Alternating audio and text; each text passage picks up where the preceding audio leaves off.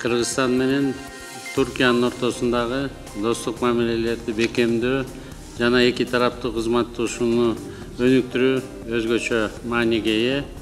Кыргызстанда бир нече өнүгүп калыптанып калган инвестициялык багыттар бар. Алар өнөр жай, айыл чарба, текстиль, тоо кен, гидроэнергетика жана туризм. Ушул тармактарга тиешелүү долбоорлорго басым жасалып келе жатат. Мындан сырткары Кыргызстан алтын өндүрүү потенциалы менен белгилүү. Ушул жана башка биргелешкен долбоорлор жеке көзөмөлүбүздө болот. Турциядан келген бир да инвесторду биздин көңүлүбүздүн сыртында калбайт деп айтууга биз милдеттүү калабыз. Акылбек Жапаров Түркиянын Соода палаталар бирлигинин делегациясын республиканын инвестициялык потенциалы менен таныштырды.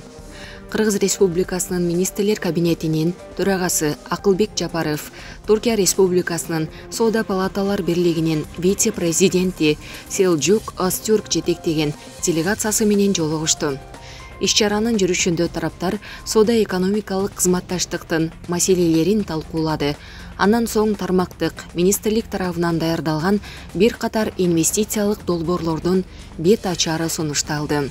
Акылбек Жапаров эки өлкө ортосундагы экономикалык кызматташтыктын маанилүүлүгүн жана олуттуу мүмкүнчүлүгүн белгиледи. Биз өз ара соода жүгүртүүдөгү техникалык тоскоолдуктарды четтетүү боюнча чечкиндүү кадамдарды жасоого мезгил жетти деп эсептейбиз. Учурда биз экономикадагы жана мамлекеттик башкаруудагы ири реформаларга киришүүдөбүз. Өнөр жай, айыл чарба, текстилдик өнөр жай, гидроэнергетика сыяктуу тармактардагы долбоорлорго өзгөчө басым жасалууда, деди министрлер кабинетинин төрагасы. Президент Садыр Жапаров мамлекеттик жарандык кызмат жана муниципалдык кызмат жөнүндө мыйзамга кол койду. Мыйзам жогорку кеңеш тарабынан 2021 жылдын 6 октябрында кабыл алынган. Документ мамлекеттик жарандык кызматка жана муниципалдык кызматка көрүүнүн, бош кызмат ордуна дайындоонун, ротациялоонун, кызматтык иликтөө жүргүзүүнүн, мамлекеттик жана муниципалдык кызмат менен байланышкан чектөөлөрдүн тартибин, кызматкерлердин укуктарын, милдеттерин жана жоопкерчиликтерин социалдык коргоонун кепилдиктерин, кызматты токтотуунун тартибин аныктайт. Кыргызстандагы мамлекеттик жана муниципалдык кызмат боюнча ыйгарым укуктуу мамлекеттик органдын статус катчылардын ишмердеген талдоонун негизинде бул институттар өздөрүн актаган эмес деген тыянак чыгарылган. Мамлекеттик органдардагы статус катчылар институтунун жоюлушун эске алуу менен анын милдеттери мамлекеттик органдардан жана жергиликтүү өз алдынча башкаруу органдарынын жетекчилеринин орун басарларынын бирине жүктөлөт.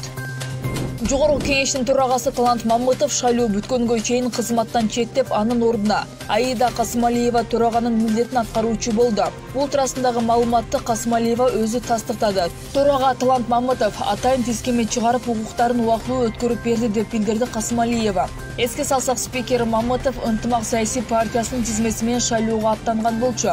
Бирок 24 октябрда Борбордук шайлоо комиссиясы Мамытовдун кызмат ордунан кетпегенин негиз кылып, талапкер катары каттоодон баш тарткан. Анткени менен бүгүн Бишкек шаардык административдик соту жогорку кеңештин төрагасы Талант Мамытовду шайлоого катышуу укугунан ажыраткан БШКнын чечимин жокко чыгарган. Талант Мамытов жогорку кеңештин жаңы төрагасы болуп 2020 жылдын 4 ноябрында шайланган. Борбордук шайлоо комиссиясынын календардык планына ылайык парламенттик шайлоонун үгүт иштери башталды. Шайлоого катышып жаткан партиялар жана талапкерлерге үгүт кампаниясын жүргүзүүгө 29 октябрдан 27 ноябрь саат 8:00 чейин убакыт берилет. Ал эми добуш берүү 28 ноябрга белгиленген. Бул ирет парламенттик шайлоо преференциялуу жана мажоритардык болуп аралаш система менен өтүп жатат.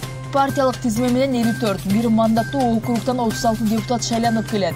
БШК 21 партияны бир мандаттуу округтан 321 жаранды талапкер катары каттады. Тажикстан бийлиги Афганистандын жаңы өкмөтүн тааныгысы келбейт. Бул тууралуу Тажикстандын тышкы иштер министри Сиражиддин Мухриддин Афганистанга коңшу мамлекеттердин министрлеринин Тегеран шаарындагы жыйынында айтты. Министрге шилтеме берип, Спутник Тажикстан агенттигинин жазганына караганда жаңы бийлик Кабулду күч менен басып алып, өз элинин жана этникалык топтордун пикирин эске албастан өкмөттү ээлеп алды. Этникалык тажиктер Афган элинин 46%-ын түзгөндүктөн өкмөттөн орун алышы керек болчу, деди Мухриддин. Афганистанга коңшу мамлекеттердин министрлеринин жыйынына Кытайдын, Россиянын, Өзбекстандын, Тажикстандын, Пакистандын жана Ирандын тышкы иштер министрлери катышкан.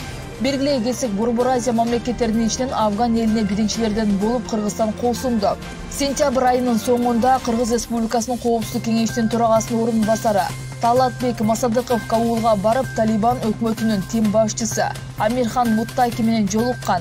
Президенттин маалымат кызматы Масадыков башына турган кыргыз делегациясы Кыргызстан элинин атынан Афганистан Ислам Республикасынын элине гуманитардык жүк жеткиргенин кабарлаган. Афган бийлиги менен Өзбекстан, Казакстан жана Кытай кызматташууга даяр экенин расмий жарыялаган.